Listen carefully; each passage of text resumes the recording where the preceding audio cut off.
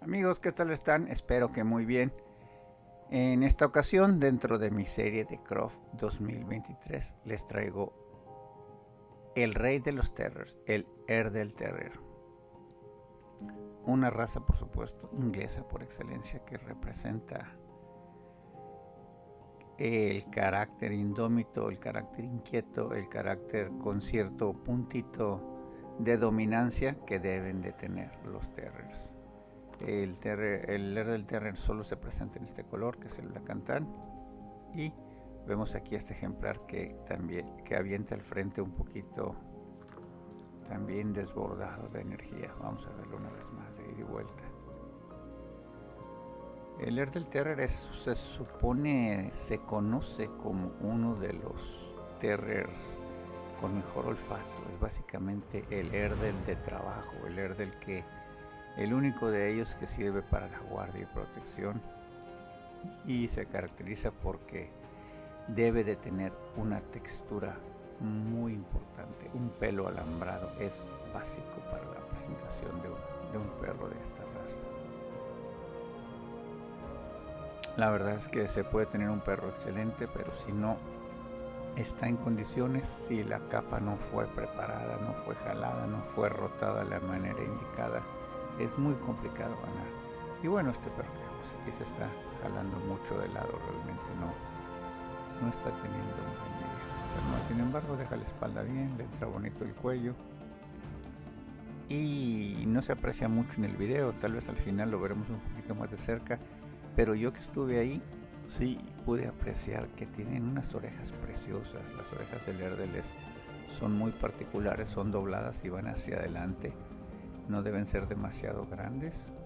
Y eso pienso que es lo más destacable que pude ver en esta raza. Este perro me gusta bastante. Se ve fluido, se ve potente, se ve masivo, se ve que es un perro que puede hacer un trabajo de guardia. Y este manejador lo maneja con poquita correa, en una correa tipo resco, y lo trae bastante bien. Y lo vemos llegando, muy bonito de atrás, si ven, no lo toca. Ahí se atreve a arreglar una pata. En este tipo de terriers casi no se acostumbra a eso. Vemos este estrechito de enfrente, pero un perro con buena sustancia también.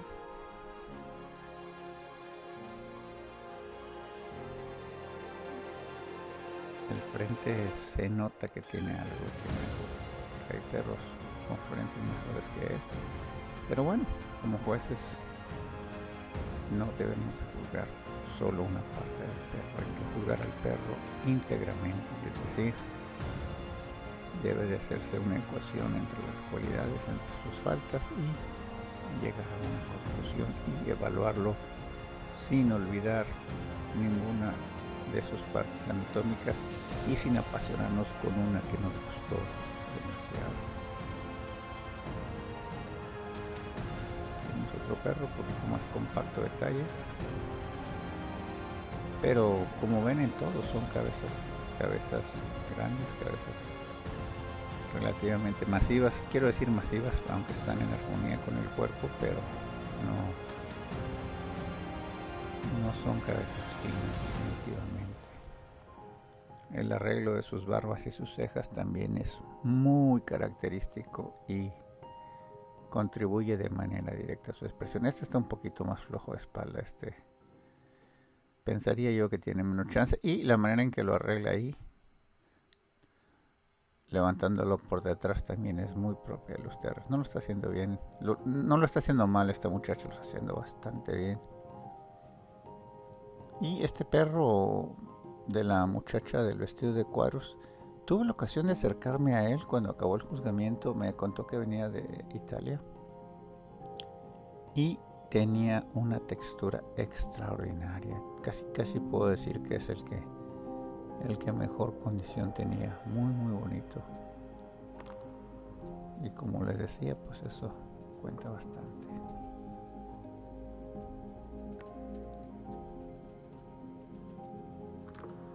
Está llegando muy bien. Le podemos ver un poquito más las orejas.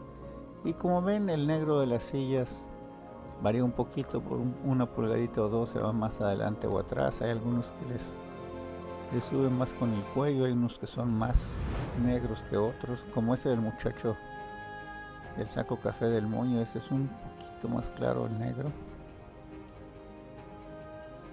y este del muchacho de azul es un poquitito más claro en las partes rojas.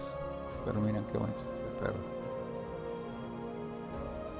Seguramente para algunos va a ser demasiado perro.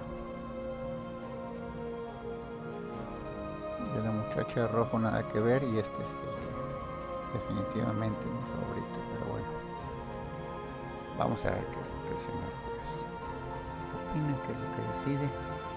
Aquí vemos a la señora de verde, que no nos tocó moverlo, así como este segundo, el tercero y el cuarto. A partir del quinto fueron los que sí logramos ver mover. Créanme que realmente es bien complicado moverse en esos 5 pabellones que es Croft. Por eso es que a veces saco las categorías incompletas. Pero bueno, siendo que es el Open Dog, aquí es lo más representativo. Recordamos que en Croft no hay clase de campeones. Vean la actitud del perro de enfrente, perro de adelante, como está bien clavado en el perro de atrás. Y es algo bien típico. Agresividad no es la palabra correcta, pero sí son perros que tienden a ser territoriales, y que si los pones de frente, si hacen contacto visual con otro macho, a veces sí tienden a tener cierta potencia, ciertas ganas de pelea, pero no es lo que debe ser. Ahí vemos, aparentemente él está viendo los perros de adelante, pero bueno, la verdad es que si pudiéramos saber qué hay en la mente de cada juez, sería muy interesante. Pero bueno, no lo vamos a saber. Lo que sí vamos a saber es cuáles son los que más les gustan.